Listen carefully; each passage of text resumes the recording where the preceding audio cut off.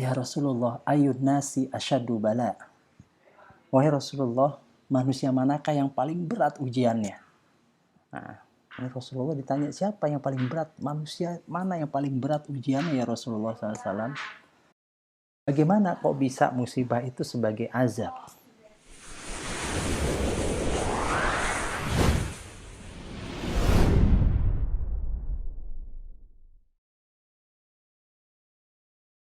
Bismillahirrahmanirrahim. Assalamualaikum warahmatullahi wabarakatuh. Alhamdulillahirrabbilalamin. Assalatu wassalamu ala asyrafil anbiya'i wal mursalin Sayyidina Muhammadin wa ala alihi wa sahbihi ajma'in, amma ba'd. Ya, Alhamdulillah, senang sekali bisa bersilaturahim dengan antum ya.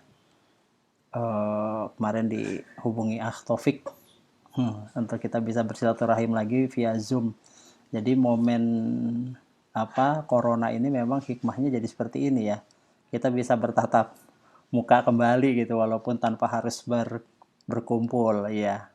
Alhamdulillah ya, mudah-mudahan ide yang baik ini bisa kita lanjutkan pada masa-masa yang akan datang. Baik, ikhwati fillah rahimakumullah, sesuai permintaan nih dari Taufik dan teman-teman ya di grup, ya Anda diminta untuk menyampaikan tema ini ya, hikmah di balik musibah. Singkat saja, nanti kita akan lebih banyak untuk berdiskusi ya. Pertama, apa itu musibah ya? Dalam bahasa Arab, ya antum semua kan di Apenda belajar bahasa Arab ya waktu itu ya. Mudah-mudahan masih ingat nih. Ya, asal kata dari asoba yusibu musibah. Ya. Jadi musibah itu adalah bencana atau malapetaka. Ya. Kalau antum buka kamus besar bahasa Indonesia ya, Kemdikbud, itu disebutkan bahwa musibah itu adalah kejadian atau peristiwa menyedihkan yang menimpa ya, atau disebut dengan malapetaka atau disebut juga dengan bencana. Nah, ini Anda coba kutip ya dari beberapa ungkapan terkait dengan musibah ya dari para imam ahli tafsir ya. Yang pertama dari Al-Qurtubi, dalam kitab tafsirnya beliau mengatakan bahwa musibah itu adalah segala sesuatu yang mengganggu orang mukmin dan menjadi bencana baginya. Ya. Adapun Imam Baidawi di dalam kitab tafsirnya juga beliau menyampaikan bahwa semua kemalangan yang dibenci dan menimpa umat manusia. Mustafa Al-Maraghi juga menyebutkan bahwa musibah itu adalah semua peristiwa yang menyedihkan, seperti meninggalnya seseorang yang dikasihi, kehilangan harta benda, atau penyakit yang menimpa, yang saat ini sedang kita rasakan ya, walaupun sebenarnya juga banyak musibah-musibah yang sebelumnya yang pernah kita rasakan, yang baik yang kecil maupun yang sedang ya, ataupun yang musibah yang berat ya. Dan saat ini kita sedang merasakan ya musibah internasional ya, dengan adanya penyakit corona ini. Nah, adapun M. Quraish Shihab dalam kitab tafsirnya juga beliau menyebutkan bahwa musibah tidak selalu terikat dengan bencana ya, tetapi mencakup segala sesuatu yang terjadi, baik itu bersifat positif maupun negatif, baik anugerah maupun bencana ya. Nanti kita akan lebih detail lagi pada pembahasan berikutnya. Nah, kita coba lihat beberapa ayat-ayat Allah ya, firman Allah ya, sebagai taujih Rabbani buat kita. Yang pertama dalam surat Al-Hadid ayat 22 ya, a'udzubillahi minasyaitonirrajim, ma asaba min musibatin fil ardi wala fi anfusikum illa fi kitabim min qabl an nabra'aha inna dzalika 'alallahi yasir. Tiada suatu bencana pun yang menimpa di bumi dan tidak pula pada dirimu sendiri melainkan telah tertulis dalam kitab. Yang dimaksud kitab di sini adalah Lauhul Mahfuz, sebelum kami menciptakannya. Sesungguhnya demikian itu adalah mudah bagi Allah Subhanahu wa taala. Ya, kemudian di ayat yang lain ya, Allah berfirman dalam Al-Baqarah 155, "Walanabluwannakum bisyai'im minal khaufi wal ju'i wa naqsim minal amwali wal anfusi was samarati wa basyiris sabirin." Dan sungguh akan kami berikan cobaan kepadamu ya, dengan sedikit ketakutan. Nah, ini fitrah manusia itu kan inginnya tenang ya, inginnya damai. Ya, dengan sedikit ketakutan. Jadi cobaan-cobaan yang Allah berikan di muka bumi ini sebenarnya hanya sedikit saja.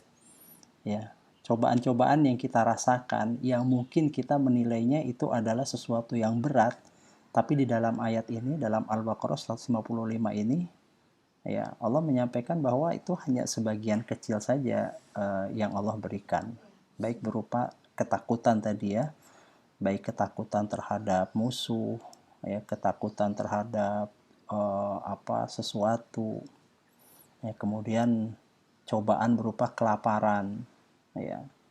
Nah, ini saat-saat ini kita sudah mulai melihat ya, membaca juga di media massa dengan adanya ujian Allah berupa sakit ya, berupa wabah ini. Ya banyak yang kemudian dari sisi penghasilan mereka sulit untuk mendapatkan ya, karena semua lockdown, semua ditutup, pemerintah melakukan PSBB gitu ya.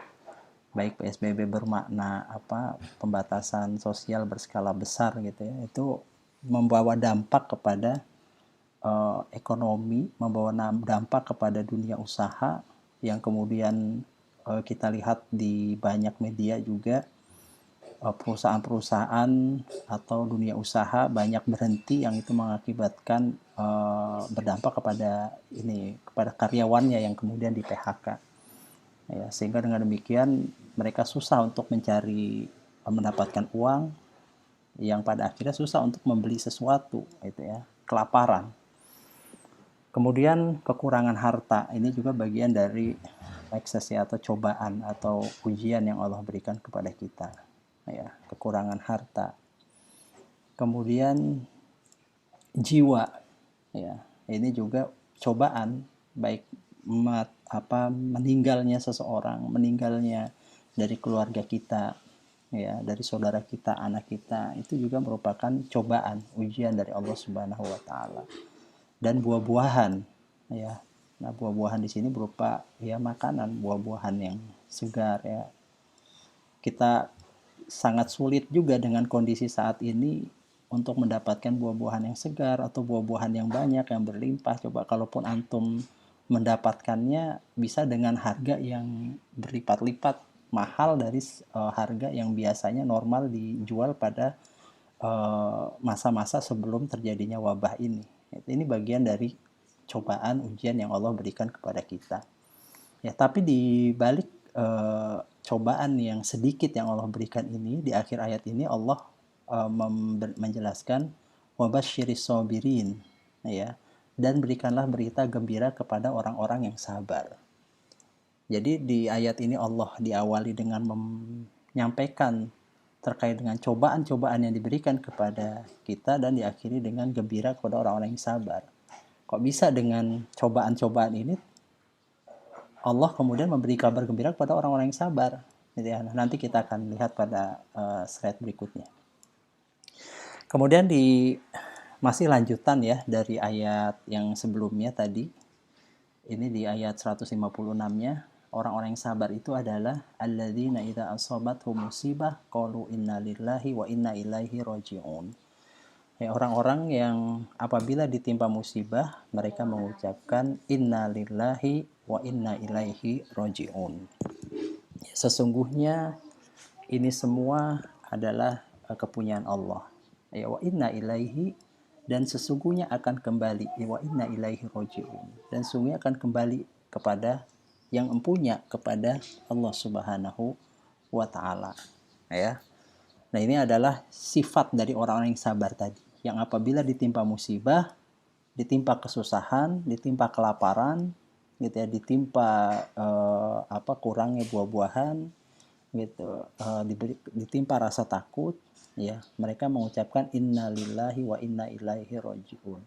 Karena di ayat yang sebelumnya juga Allah menyampaikan bahwa sesungguhnya ujian itu tadi ya, cobaan ya, musibah itu sudah ditetapkan di kitab Allah di Lauhul Mahfuz.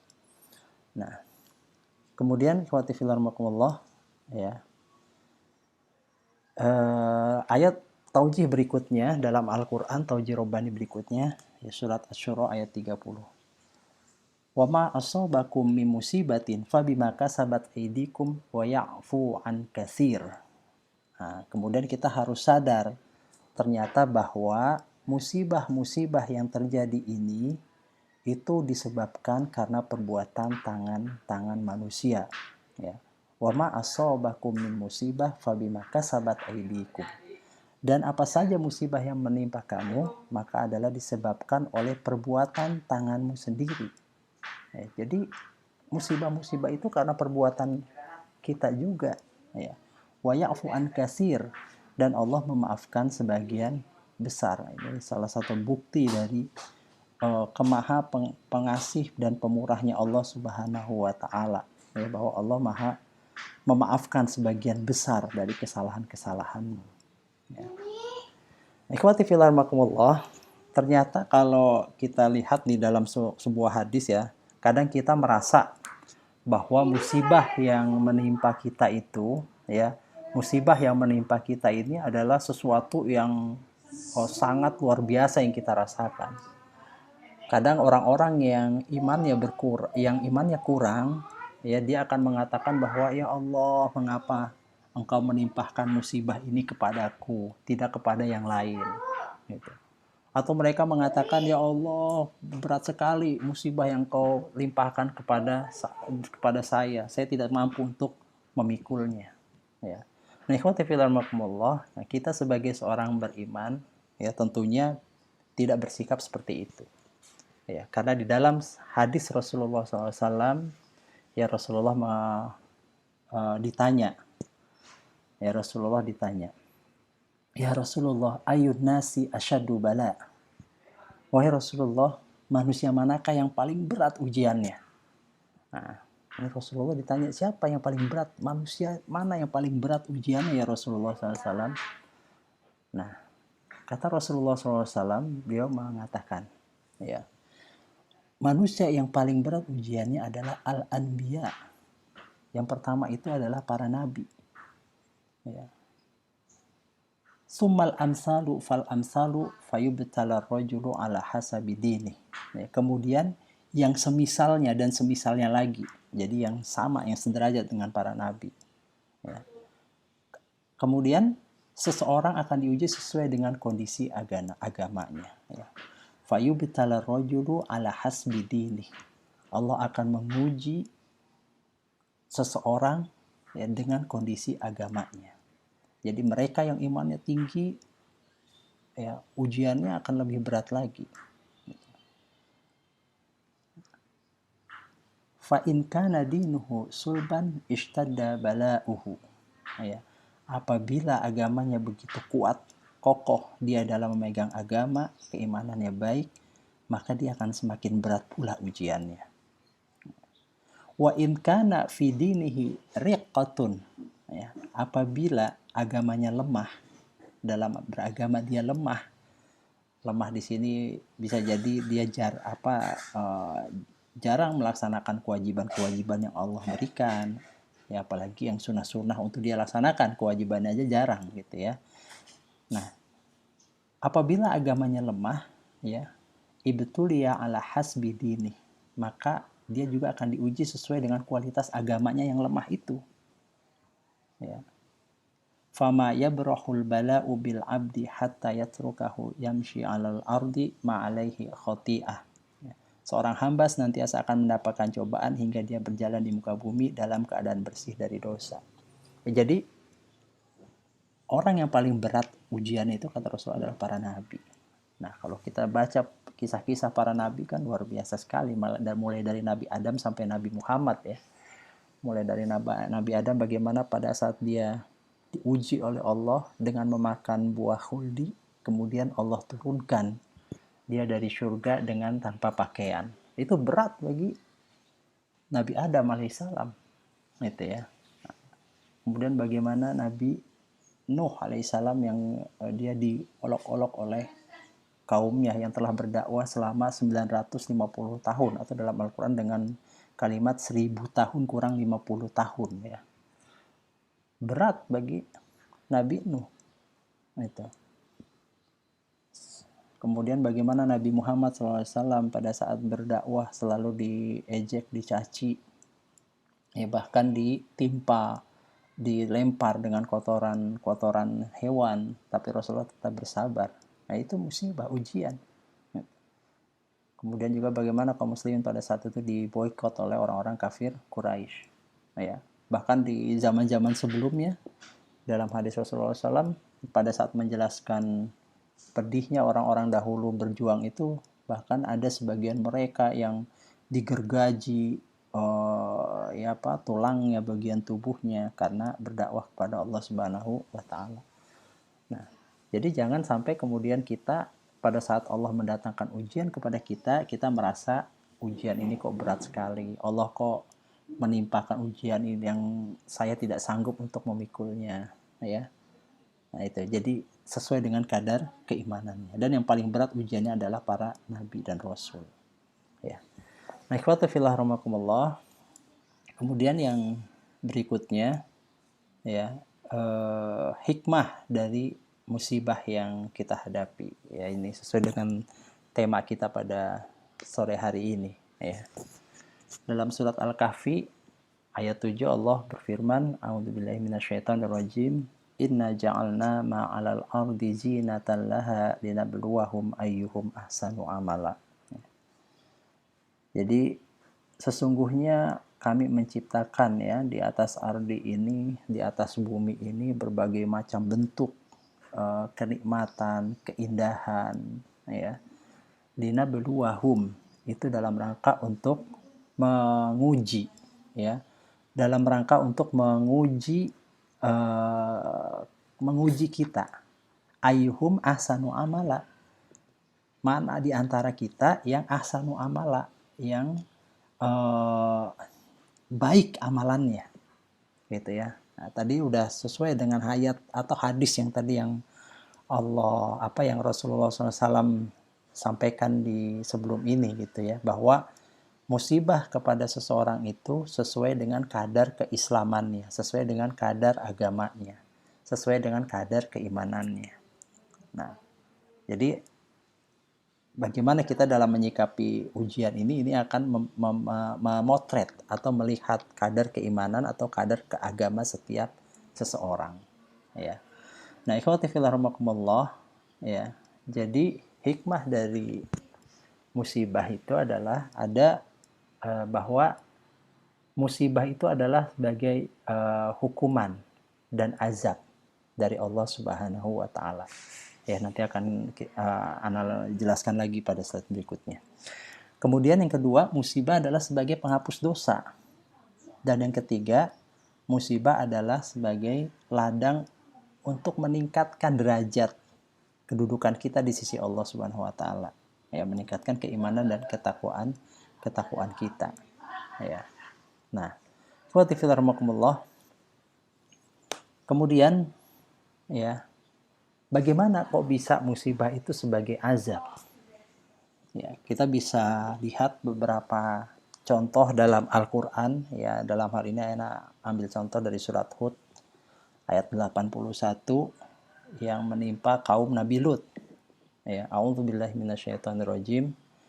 Qalu ya Lut inna rusulu rabbika la yasilu ilaika fa asri bi ahlika bi qit'in minal laili wa la yaltafit minkum ahadun illa imra'ataka innahu musibuha ma asabahum inna mau'idahum subh alaysa subhu biqarib.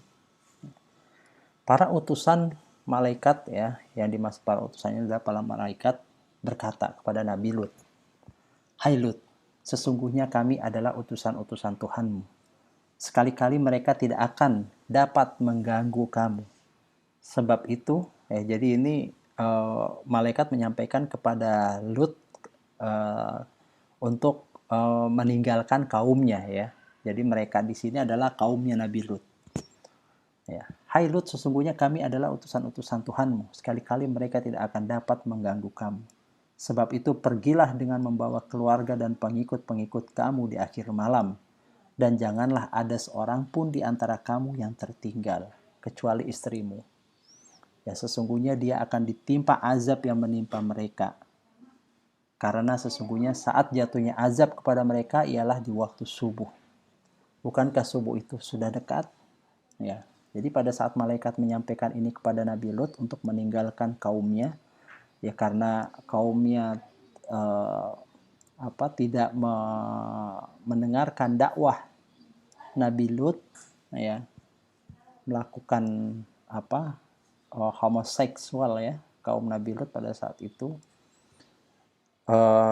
malaikat atas perintah Allah meminta kepada Nabi Lut untuk meninggalkan tempat itu, ya, karena kaumnya akan segera diazab. Nah, ini di dalam tafsir Jalalain itu disebutkan bahwa Nabi Lut itu minta kenapa nggak segera sekarang aja diazabnya. Itu makanya kemudian di akhir ayat itu disebutkan, bukankah subuh itu sudah dekat. Jadi sebelumnya malaikat ini meminta kepada Nabi Lut untuk meninggalkan sebelum waktu subuh. Ya, karena mereka akan diazab pada waktu subuh. Jatuhnya azab kepada mereka ialah di waktu subuh. Nah, Nabi Lut itu pada saat itu minta kepada malaikat, kenapa nggak sekarang aja? Ya, makanya kemudian kalimat berikutnya, bukankah subuh itu sudah dekat? Ya, jadi karena begitu luar biasanya pembangkangan kaum Nabi Lut kepada beliau.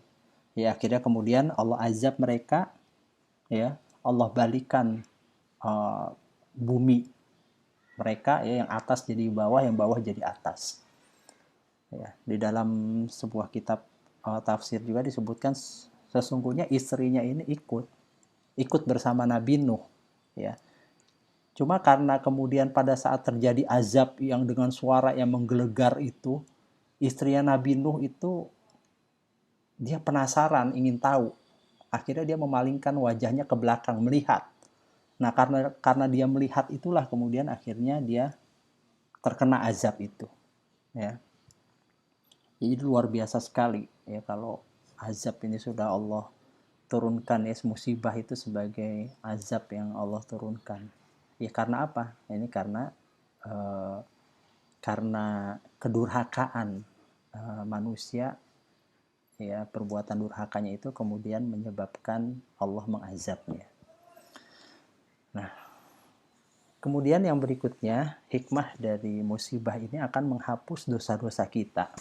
Ya, Rasulullah Shallallahu Alaihi Wasallam bersabda, "Ma yusibul muslima min nasobin wala wasobin, wala hamin wala hazanin, wala adaw wala gommin, hatta syaukati yushakuha, illa kafarallahu biha min khatayahu." Ya. Jadi tidaklah seorang muslim ditimpa keletihan, penyakit, kesusahan, kesedihan, gangguan, kegundah gulanaan, termasuk duri yang menusuknya, melainkan Allah akan menghapus sebagian dari kesalahan-kesalahannya. Nah, jadi khawatirillah, kalau kemudian kita menemui kondisi-kondisi seperti yang disampaikan oleh Rasulullah SAW ini, letih, capek, lelah, ya, kemudian jatuh sakit, ya, kemudian kita jadi susah, ya, mengalami kesusahan, nggak ada makanan yang bisa kita makan, nggak ada uang yang bisa kita belikan untuk makan sesuatu, dan kita menjadi sedih, gitu, kesedihan dengan mungkin tidak adanya rizki Allah, kesedihan dengan melihat keluarga kita yang terkena musibah, gitu, dan gangguan-gangguan kegundah gulanaan, ya, bahkan kata Rasulullah termasuk duri yang menusuknya. Jadi kita jangan putus asa, gitu. Jangan kemudian menyalahkan Allah, atau jangan kemudian kita merasa hidup ini sudah akhir dari segala-galanya, jangan, gitu, ya. Karena ujian-ujian tersebut, keletihan, penyakit, kesusahan, kesedihan, gangguan, kegundah gulanaan, termasuk tertusuk duri, ya, tertusuk duri ini, atau mungkin kita mengalami kecelakaan atau sebagainya, bahwa itu adalah bagian dari cara Allah untuk menghapus dosa-dosa kita. Ya, itu bagian dari cara Allah untuk menghapus dosa-dosa kita. Nah, inilah akidah seorang muslim yang perlu kita pahami, ya. Beda dengan orang-orang yang tidak beriman kepada Allah, dia menganggap bahwa ini adalah hanya sekedar hukuman gitu, atau ini adalah salah apa, nauzubillah kalau sampai mereka mengatakan Allah tidak adil kepadanya, kenapa saya yang harus diberikan musibah ini gitu ya. Nah, dalam hadis ini Rasulullah menyampaikan bahwa hikmah dari musibah itu adalah untuk menghapus dosa-dosa kita, kesalahan-kesalahan kita. Ya. Kemudian yang ketiga, yang berikutnya, hikmah dari adanya musibah ini adalah bahwa Allah ingin meninggikan kedudukan derajat kita. Ya, sebagaimana hadis Rasulullah SAW, beliau katakan, Innar rajul la yakunu lahu indallahil manzilah fama yablughuha bi'amalin fama yazalullahu yabtalihi bima yakrahu hatta yuballighuhu iyyaha. Ya. Sesungguhnya seseorang itu benar-benar memiliki kedudukan di sisi Allah. Jadi pada dasarnya kita ikhwati fillah rahimakumullah, kita ini memiliki kedudukan di sisi Allah Subhanahu wa taala. Al-manzilah, ya, punya manzil di sisi Allah Subhanahu wa taala. Ya, mulia sebenarnya, manusia itu adalah mulia, ya. Namun tidak ada satu amal yang bisa mengantarkannya ke sana. Ya. Jadi untuk mengantar kepada kedudukan kita di sisi Allah itu tidak ada amal yang bisa mengantarkan kita ke sana. Maka Allah senantiasa mengujinya. Ya, dengan ujian-ujian itulah itu merupakan wasilah atau jalan yang bisa mengantarkan kita mencapai kedudukan di sisi Allah Subhanahu wa taala, ya. Maka Allah senantiasa mengujinya dengan sesuatu yang tidak disukainya sehingga dia bisa sampai pada kedudukan itu. Nah, dari hadis ini ikhwati fillah rahimakumullah, jangan sampai kita pada saat ada hal-hal yang tidak kita sukai gitu ya, musibah-musibah yang menimpa kita, ya, itu tadi kita mencela musibah tersebut, bahkan kita naudzubillah mencela pada Allah, ya. Jangan, karena itu bisa jadi wasilah atau cara Allah untuk memberikan atau membawa kita kepada posisi kedudukan di sisinya, gitu ya. Nah ini, jadi musibah itu sebagai peningkatan atau sebagai wasilah cara Allah, ya, menempatkan kita kembali kepada kedudukan kita di sisi Allah Subhanahu wa taala. Nah, kemudian ikhwati fillah rahimakumullah, kalau musibah itu menemui kita, nah bagaimana kita, ya, tips menghindari musibah, ataupun kalau tidak menghindari, menghadapi musibah itu. Yang pertama, menghadirkan Rasul di tengah-tengah kita. Ya, loh, gimana caranya kok menghadirkan Rasul di tengah-tengah kita? Kan Rasulullah tidak ada, gitu ya. Ya, nanti kita bahas. Kemudian yang kedua, memperbanyak istighfar. Ya, astagfirullah. Ya, atau mohon ampun kepada Allah Subhanahu wa taala. Kemudian yang ketiga, memperbanyak perbuatan baik. Ya, infak, sedekah, membantu yang lemah, itu memperbanyak perbuatan-perbuatan baik. Dan yang terakhir, lari sekencang-kencangnya untuk menghindari musibah tersebut. Nah, ini kalau yang keempat ini dalam konteks wabah saat ini, ya. Sebagaimana hadis Rasulullah SAW, firru minal majzumi firaraka minal asad. Ya, firru minal majzumi firaraka minal asad. Larilah dari orang yang terkena lepra, ya, penyakit menular, ya, penyakit yang mewabah. Larilah dari orang yang terkena lepra sebagaimana engkau lari dari singa. Ya. Jadi kondisi kita saat ini, ya, ini kenapa kita harus di rumah, stay at home gitu ya. Ini dalam rangka kita lari dari wabah. Jadi kalau bagaimana sih seseorang itu kalau dikejar singa, misalnya ada singa di hadapan kita, kemudian dia pengen menerkam kita, apa yang kita lakukan? Pasti kita lari sekencang-kencangnya, mencari perlindungan, supaya singa itu tidak menerkam kita. Ya, seperti itulah kaum muslimin pada saat menghadapi wabah saat ini, ya dengan cara lari sekencang-kencangnya, menghindari wabah supaya jangan mengenai kita, karena kita nggak pernah tahu, ya kita tidak pernah tahu siapa yang membawa wabah, siapa yang terkena wabah itu, gitu ya. Nggak kelihatan ya, wabah itu nggak kelihatan, ya. Nah, jadi makanya kemudian kita harus menghindari kerumunan, termasuk diantaranya pergi ke masjid, ya. Bukan berarti kemudian pemerintah menjauhkan kita dari masjid, ya tidak. Ini bagian dari implementasi dari hadis Rasulullah untuk lari menjauh dari wabah, sebagaimana kita lari dari kejaran singa. Ya. Nah, kemudian fatihillah, ya. Tadi sebelumnya kan disampaikan bahwa untuk kita menghindari dari musibah ini, yang pertama menghadirkan Rasul di tengah-tengah kita, dan yang kedua memperbanyak istighfar.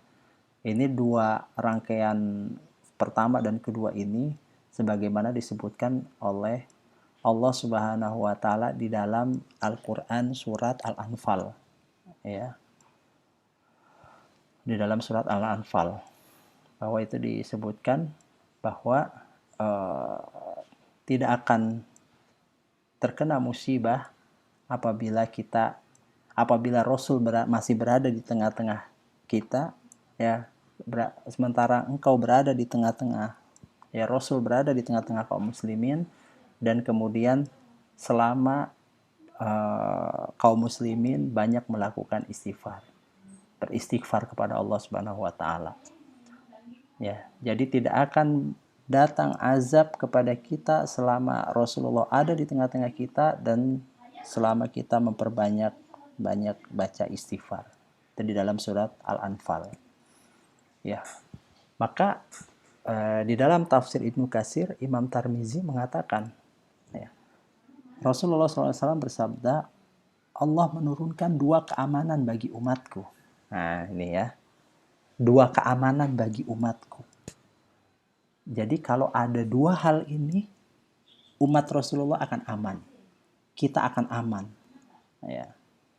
Yaitu maka disebut firman-Nya, dan Allah sekali-kali tidak akan mengazab mereka sedangkan kamu berada di antara mereka. Maksudnya Rasul berada di antara kita. Ya, dan tidaklah pula Allah akan mengazab mereka sedangkan mereka meminta ampun. Jadi selalu beristighfar, memohon ampun atas setiap kesalahan-kesalahan. Ya. Nah, inilah 2 pengaman bagi umat Rasulullah yang menyebabkan tertahannya azab Allah untuk turun. Ya. Nah, kemudian bagaimana kok kalau Rasul sudah tidak ada, ya, apakah mungkin azab itu akan turun? Ya. Nah, di dalam hadis berikutnya disebutkan Rasulullah SAW bersabda, apabila aku telah tiada, maka aku tinggalkan istighfar di kalangan mereka sampai hari kiamat. Nah, jadi benteng kita satu-satunya ini ya istighfar untuk dari terhindarnya azab Allah Subhanahu wa taala. Nah, sebagian juga ada yang menafsirkan bahwa keberadaan Rasul di tengah-tengah kita adalah dengan cara kita menghidupkan sunnah-sunnahnya. Ya, dengan kita menghidupkan sunnah-sunnah Rasulullah SAW, ini adalah cara kita untuk membersamai kita bersama Rasul di tengah-tengah kita. Nah, inilah 2 keamanan yang kalau kita lakukan ini akan menjadi penghalang turunnya azab Allah Subhanahu wa taala. Ya. Khotifillah rahmatullah. Ini sebuah kisah ya inspiratif ya dari hadis Imam Al-Bukhari, ya. 3 orang 3 orang yang terjebak di dalam gua. Ya, pada saat mereka berteduh di sebuah gua, kemudian terjadi longsor sehingga menutupi lubang gua, ya, jalan keluar dari gua tersebut tertutupi oleh bebatuan yang longsor itu. Nah, kemudian 3 orang ini berpikir bagaimana caranya untuk keluar, ya. Mereka akhirnya bermusyawarah mengangkat dari 3 orang ini mengangkat salah satunya menjadi pemimpin di dalam gua tersebut, gitu ya. Akhirnya sang pemimpin menyampaikan, kita harus ikhtiar, ikhtiar untuk bisa keluar dari gua ini. Ya, mari kita coba untuk berdoa kepada Allah Subhanahu wa Ta'ala, berdoa kepada Allah Subhanahu wa Ta'ala supaya kita bisa keluar dari gua ini. Nah, doa yang mereka lakukan ya itu menyandarkan kepada perbuatan-perbuatan baik, amalan-amalan baik yang pernah mereka lakukan. Nah, ini istilahnya adalah tawasul bil amal ya. Jadi kita bertawasul dengan amal-amal soleh kita, bertawasul dengan perbuatan-perbuatan baik yang kita lakukan ya, perbuatan-perbuatan baik andalan kita gitu ya. Nah, kemudian kata sang pemimpin di dalam gua tersebut, udah ayo dari kamu yang paling muda coba berdoa kepada Allah ya. Nah, kemudian orang yang pertama berdoa, yang paling muda di antara mereka ini, dia berdoa, menyampaikan beberapa hal kepada Allah Subhanahu wa Ta'ala. Ya, apa yang dia sampaikan orang pertama ini, dia mengatakan, ya Allah, paman saya punya anak perempuan yang cantik, ya, saya tertarik kepadanya. Lalu pemuda itu bilang kepada Allah bahwa dia mengajak berbuat salah kepada anak pamannya itu. Maksudnya bahwa pemuda ini diajak untuk bermaksiat kepada anak perempuan yang cantik, ya, anak pamannya tersebut.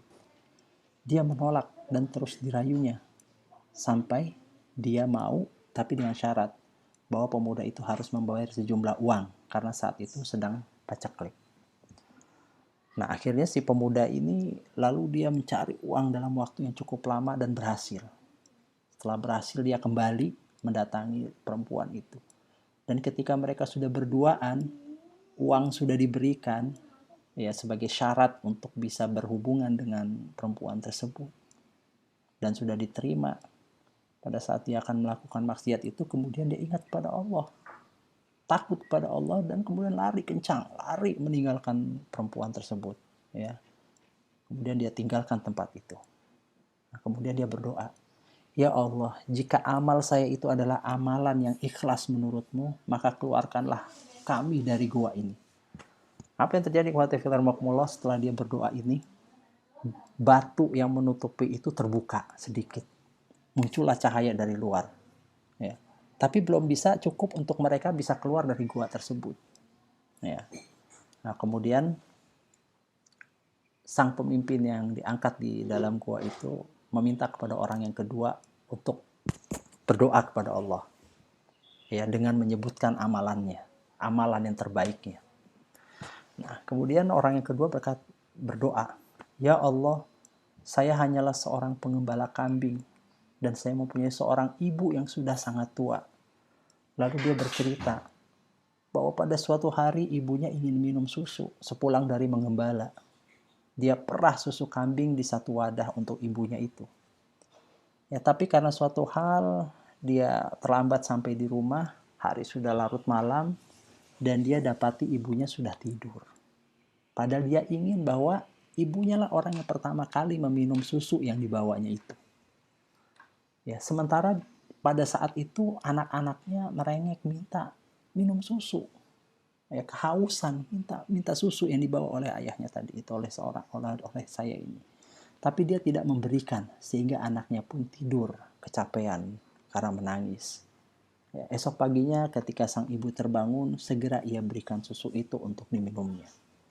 Nah, lalu dia berdoa kepada Allah, ya Allah, jika amalia saya itu adalah sesuatu yang ikhlas menurut Engkau, maka keluarkan kami dari gua ini. Nah, kemudian gua itu terbuka lagi, ya, sedikit demi sedikit. Tapi belum cukup untuk mereka bisa keluar dari gua tersebut. Nah, yang kedua ini adalah amalan andalan dia karena berbakti kepada kedua orang tuanya, kepada ibunya, ya, dengan memberikan susu. Nah, kemudian dari dua orang yang sudah berdoa ini meminta kepada seorang pemimpin yang dia angkat. Ayolah coba engkau sekarang yang berdoa, engkau akan kami angkat menjadi seorang pemimpin, ya, pemimpin yang adil, insya Allah doanya dikabulkan oleh Allah Subhanahu wa Ta'ala. Nah, kemudian orang yang ketiga pun berdoa kepada Allah Subhanahu wa Ta'ala. Ya Allah, dulu saya pernah punya sawah yang tanamannya sudah siap panen. Lalu dia bercerita kepada Allah bahwa banyak orang yang ikut memanen sawahnya dengan upah tertentu. Semua orang yang memanen sawahnya itu sudah mendapat upah dari saya.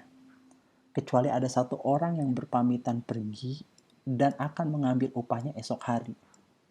Jadi ada dua takar upahnya. Ada upah seseorang yang bekerja kepada dia, itu belum diambil. Maka upahnya itu masih ada di orang tersebut, ya, di pemuda ini. Sampai beberapa hari dia menunggu, tapi orang itu nggak kunjung datang. Bahkan sampai tahun-tahun berikutnya tidak kunjung datang. Ya, karena takut rusak, ya, maka upah hasil panenannya ini ditanam di tempat khusus. Ya, lalu dipanen lagi dipanen lagi. Terus berkembang, ya, dari upah yang tidak diambil ini setelah ditanam kemudian berkembang, ya, hasilnya melimpah. Nah, hasil dari panenannya itu dibelikan sawah, dibelikan ternak, ya, dan dia mengambil upah sebagaimana mestinya. Nah, suatu hari orang yang ditunggu ini datang meminta upah yang dua takar tadi itu yang sudah dia kerjakan dulu itu. Ya. Lalu dia berikan semua sawah, peternakan, perkebunan yang sudah dia kembangkan dari upah yang tidak diambil itu kepada sang pemilik upah itu. Nah, kemudian si buruh ini marah karena dianggap menghina. Ya, saya cuma pengen mengambil upah dua takar yang saya kerjakan waktu itu. Ya, akhirnya kemudian si pemuda ini menjelaskan bahwa itu semua adalah miliknya dan dia serahkan. Ya, dia seorang yang amanah. Ya, dia serahkan semua hasilnya kepada si buruh tadi ini. Lalu dia berdoa, ya Allah, jika yang saya lakukan itu adalah murni hanya mengharap ridho-Mu, maka keluarkan kami dari gua ini. Nah, akhirnya guanya terbuka. Nah, ikhwati fillah rahimakumullah, dari kisah inspiratif, ya, 3 orang pemuda yang ada di dalam gua ini, ternyata dari amalan-amalan andalan yang kita lakukan itu bisa menjadi wasilah untuk menolong kita dari bencana, dari musibah. Nah, pertanyaannya adalah amalan apa yang bisa kita andalkan, ya, yang bisa kita banggakan, ya, untuk sebagai wasilah kita, ya, wasilah kita untuk menyelamatkan diri kita. Nah, ini perlu kita pikirkan, perlu kita contoh, ya, perlu kita lakukan amalan-amalan yang bisa menghindarkan kita dari musibah. Dan adapun kalau musibah itu datang kepada kita, kita bisa memohon kepada Allah dengan amalan-amalan yang bisa kita andalkan, yang kemudian di mata Allah itu adalah amalan yang ikhlas karena Allah Subhanahu wa Ta'ala dan mempunyai dampak yang luar biasa. Ya. Ikhwati fillah rahimakumullah, ya, terakhir yang ingin Anda sampaikan, ya, bagaimana sikap kita sebagai seorang mukmin. Ya, ini Anda kutip dari sebuah hadis Rasulullah SAW. Ya, beliau sampaikan, ajaban lil amril mukmin, inna amrohu kullahu khairan wa laysa dzaka li ahadin illa lil mu'min in asabathu sarrahu syakara fakana khairan lahu wa in asabathu dharra sabaran fakana khairan lahu. Ya, kata Rasulullah SAW, sungguh menakjubkan urusan seorang mukmin. Jadi kita seorang mukmin ini segala urusan yang ada pada kita itu sangat menakjubkan. Karena semua urusannya adalah baik. Urusan yang kita lakukan adalah semua baik. Dan demikian itu tidak dimiliki oleh siapapun kecuali orang-orang yang beriman. Jadi ikhwati fillah rahimakumullah, apa yang ada pada diri kita, apa yang kita lakukan harusnya adalah hal-hal yang baik. Ya. Yaitu jika ia mendapatkan kegembiraan, jika ia mendapatkan nikmat dari Allah, dia mendapatkan kesenangan dari Allah, ia bersyukur. Tapi sebaliknya, jika seorang mukmin itu mendapatkan, ya, kesusahan, ditimpa musibah, ya, maka ia bersabar. Dan itu pun adalah baik baginya. Jadi kata kuncinya, pegangan bagi seorang muslim adalah syukur dan sabar. syukur dengan nikmat yang Allah berikan dengannya, kemudian Allah menambah nikmat-nikmatnya. Kemudian yang kedua, sabar terhadap ujian, cobaan, musibah yang menimpanya, ya. Kemudian itu akan menjadi kebaikan buat dirinya. Nah, itu ikhwati fillah rahimakumullah, ya, semoga bermanfaat apa yang Anda sampaikan, ya, mudah-mudahan bisa kita amalkan dalam kehidupan kita masing-masing, ya. Syukur jazakumullah. Kemudian Anda serahkan kembali kepada moderator. Silahkan Pak moderator.